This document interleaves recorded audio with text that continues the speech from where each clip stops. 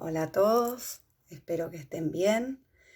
Y bueno, hoy me toca la reflexión sobre San Agustín y el Evangelio de San Mateo 25, 1-13, la parábola de las jóvenes, de las 10 vírgenes. Y voy a empezar vamos a ponernos en presencia de Dios, en nombre del Padre, del Hijo, del Espíritu Santo. Amén. Ven, Espíritu Santo, ven, por medio de la poderosa intercesión del Inmaculado Corazón de María, tu amadísima esposa, ven. Voy a empezar con la reflexión sobre San Agustín. Es muchísimo lo que hay sobre él, escrito yo sobre su vida. Yo no conocía mucho sobre él, así que me encantó leer sobre su vida. Pero me voy a centrar básicamente en el aspecto de su conversión y me basé en unas audiencias de Benedicto XVI que dio sobre su vida. San Agustín fue un buscador apasionado de la verdad. Lo fue desde el inicio y después durante toda su vida. La primera etapa en su camino de conversión se realizó precisamente en el acercamiento progresivo al cristianismo. En realidad, él había recibido de la madre Mónica, con la que siempre estuvo muy unido, una educación cristiana. Y a pesar de que había vivido en los años de juventud una vida desordenada, siempre sintió una profunda atracción por Cristo. Solo la lectura de las cartas de San Pablo en la fe de la Iglesia Católica le reveló plenamente la verdad. Esta experiencia fue sintetizada por San Agustín, en una de las páginas más famosas de las Confesiones, uno de sus libros más famosos. Un día, cuando San Agustín estaba en el jardín orando a Dios para que lo ayudara con la pureza, escuchó la voz de un niño cantándole: «Toma y lee, toma y lee». Con ello, él se sintió inspirado a abrir su Biblia al azar y leyó lo primero que llegó a su vista. San Agustín leyó las palabras de la carta de San Pablo a los Romanos, capítulo 13, 13-14. Nada de comilonas y borracheras, nada de lujurias y desenfrenos. Revestíos más bien del Señor Jesucristo y no os preocupéis de la carne para satisfacer sus concupiscencias.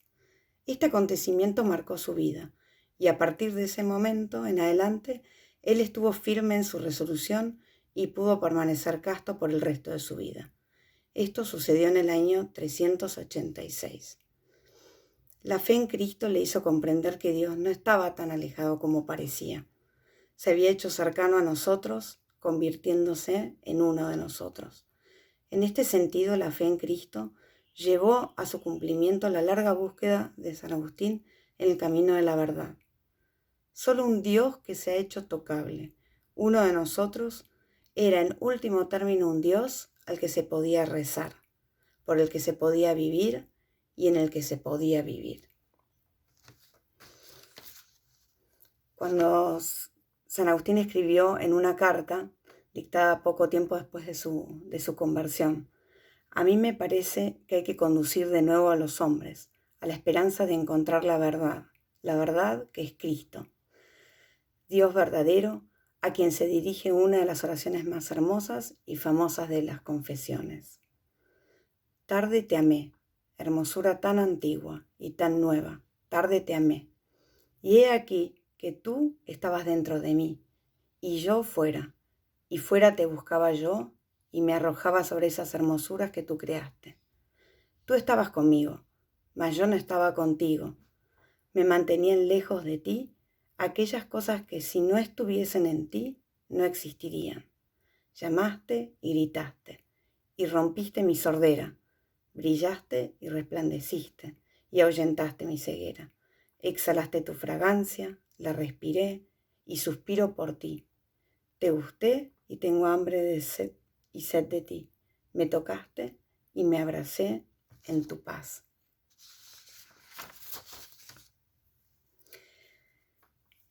En una segunda conversión de San Agustín,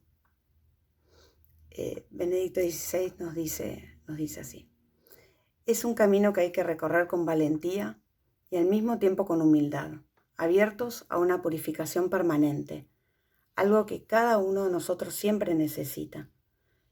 Pero el camino de San Agustín no había concluido con aquella vigilia pascual del año 387, cuando fue bautizado.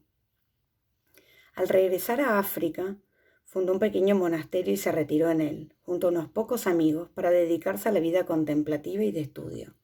Este era el sueño de su vida. Ahora estaba llamado a vivir totalmente para la verdad, con la verdad en la amistad de Cristo. Un hermoso sueño que duró 3 años, hasta que a pesar suyo fue consagrado sacerdote en Hipona y destinado a servir a los fieles. Ciertamente siguió viviendo con Cristo y por Cristo, pero al servicio de todos. Esto era muy difícil para él, pero comprendió desde el inicio que solo viviendo para los demás y no simplemente para su contemplación privada, podía realmente vivir con Cristo y en Cristo. De este modo, renunciando a una vida consagrada solo a la meditación, Agustín aprendió a veces con dificultad a poner a disposición el fruto de su inteligencia para beneficio de los demás. Aprendió a comunicar su fe a la gente sencilla y a vivir así para ella en aquella ciudad que se convirtió en la suya, desempeñando sin cansarse una generosa actividad. Su segunda conversión consistió en comprender que se llega a los demás con humildad y sencillez. Pero hay una última etapa en el camino de San Agustín, una tercera conversión. Es la que le llevó cada día de su vida a pedir perdón a Dios. Al inicio había pensado que una vez bautizado en la vida de comunión con Cristo, en los sacramentos, en la celebración de la Eucaristía, llegaría a la vida propuesta por el Sermón de la Montaña, la perfección donada en el bautismo y reconfirmada en la Eucaristía. En la última parte de su vida comprendió que lo que había dicho en sus primeras predicaciones sobre el Sermón de la Montaña, es decir, que nosotros como cristianos vivimos ahora este ideal permanentemente. Estaba equivocado. Solo el mismo Cristo realiza verdadera y completamente el Sermón de la Montaña. Nosotros tenemos siempre necesidad de ser lavados por Cristo.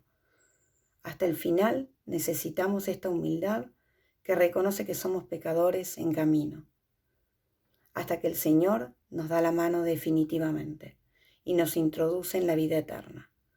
Agustín murió con esta última actitud de humildad. Vamos a leer ahora el Evangelio.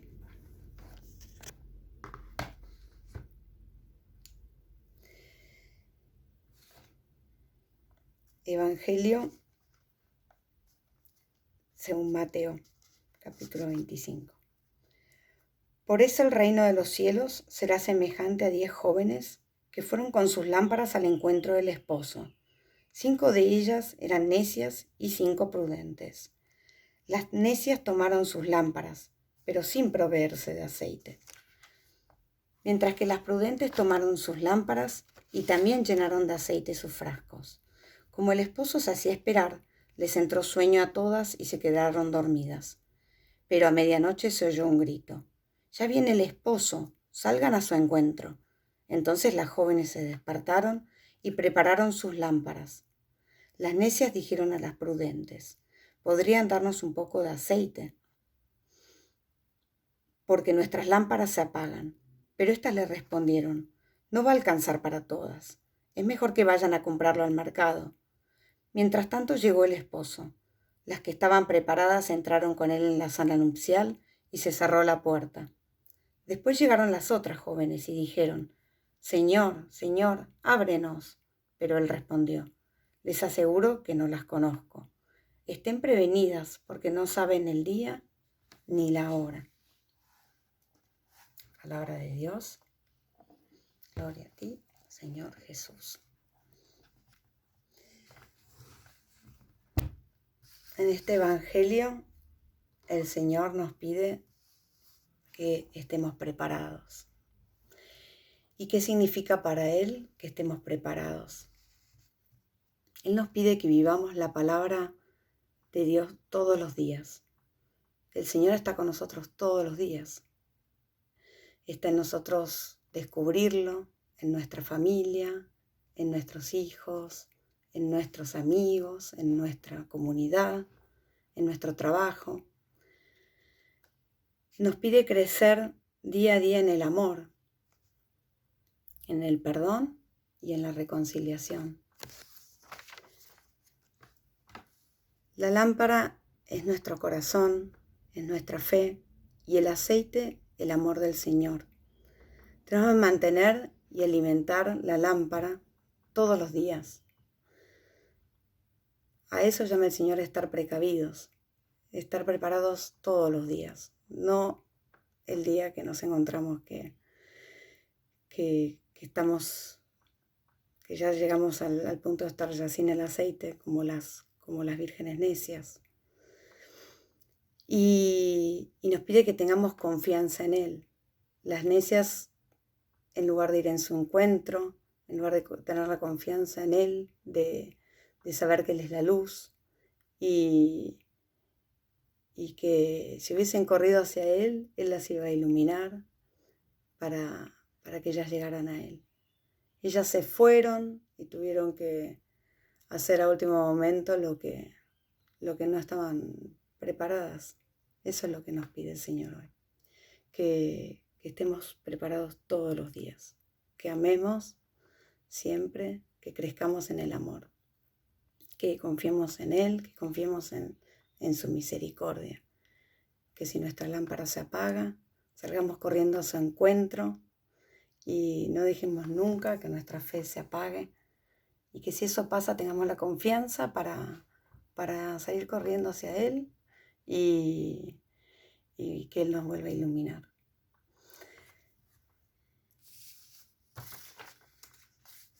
Te damos gracias, Padre, por este momento de oración, por todo lo que nos has hecho llegar con tu palabra. Que todo lo que hemos recibido no quede inerte dentro de nosotros, sino que crezca para poder ser transmitido a los demás. En el nombre del Padre, del Hijo, del Espíritu Santo. Amén.